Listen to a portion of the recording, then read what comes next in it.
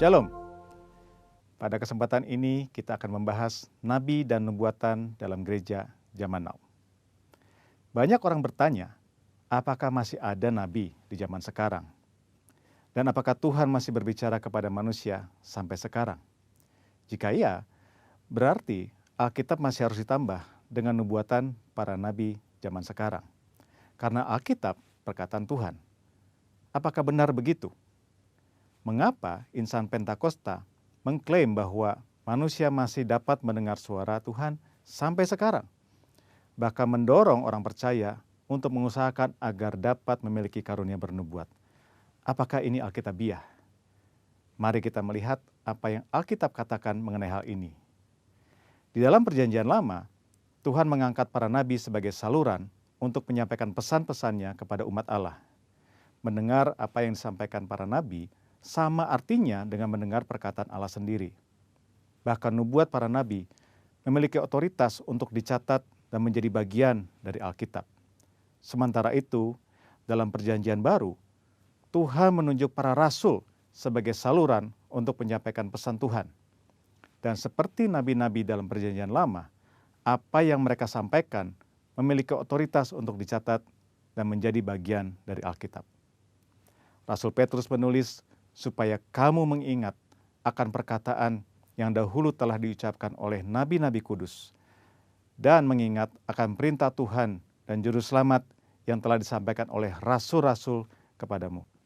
Dari sini kita dapat menarik kesimpulan, para rasul dalam gereja mula-mula setara dengan para nabi dalam Perjanjian Lama. Apa yang mereka sampaikan melalui inspirasi Roh Kudus memiliki otoritas sebagai firman Tuhan. Namun, selain para rasul, Alkitab Perjanjian Baru mencatat bahwa di dalam gereja juga ada orang-orang yang memiliki karunia sebagai nabi. Di dalam 1 Korintus 12 ayat yang ke-28, Paulus menulis, ada orang-orang yang Tuhan tetapkan. Pertama, sebagai rasul. Kedua, sebagai nabi. Ketiga, sebagai pengajar. Dan selanjutnya, mereka yang mendapat karunia, mujizat, menyembuhkan, melayani, memimpin, dan untuk berkata-kata dalam bahasa roh. Mengapa Rasul Paulus menulis ada yang pertama, kedua, dan yang ketiga?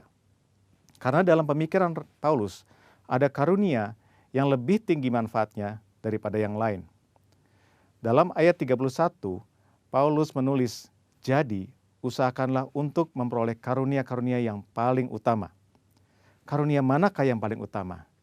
Dalam pasal 14 ayat yang kelima, Paulus menulis, sebab orang yang bernubuat lebih berharga daripada orang yang berkata-kata dengan bahasa roh.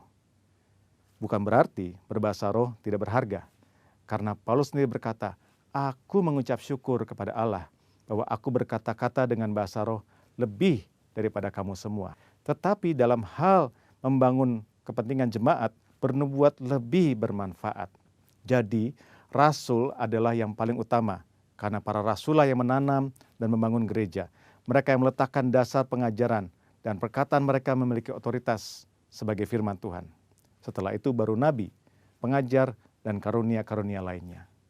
Karunia bernubuat yang dimiliki para nabi dalam gereja zaman now tidak memiliki otoritas yang setara dengan para rasul. Hal ini terlihat ketika dengan tegas Paulus berkata, bahwa para nabi harus tunduk kepada dia sebagai rasul yang memiliki otoritas menyampaikan perintah Tuhan.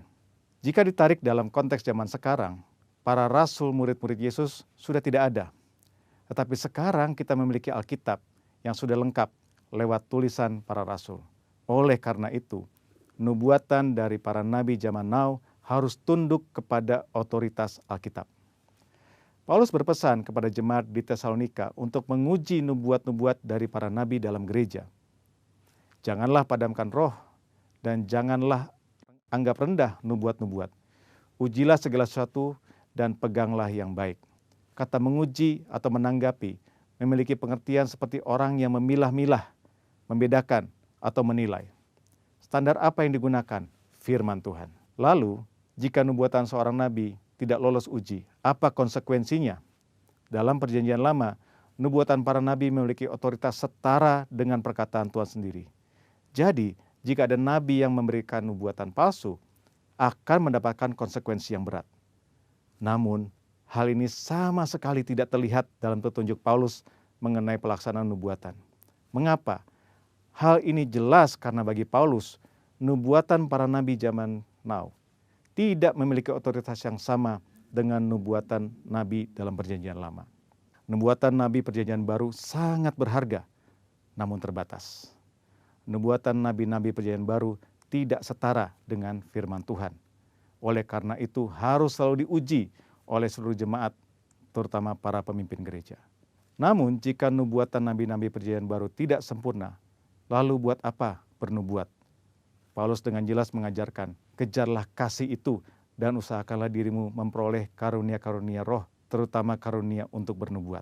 Kenyataan bahwa nubuatan yang disampaikan oleh para nabi perjanjian baru sifatnya tidak sempurna, tidak lengkap, tidak memiliki otoritas yang sama dengan Alkitab, tidak membuat orang percaya berhenti untuk mengusahakan memperoleh karunia-karunia bernubuat.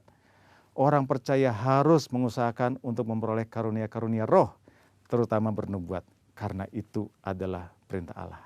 Tuhan bisa memakai saudara untuk menjadi berkat kepada umat Tuhan dengan menyampaikan apa yang Roh Kudus nyatakan kepada saudara. Tuhan Yesus memberkati.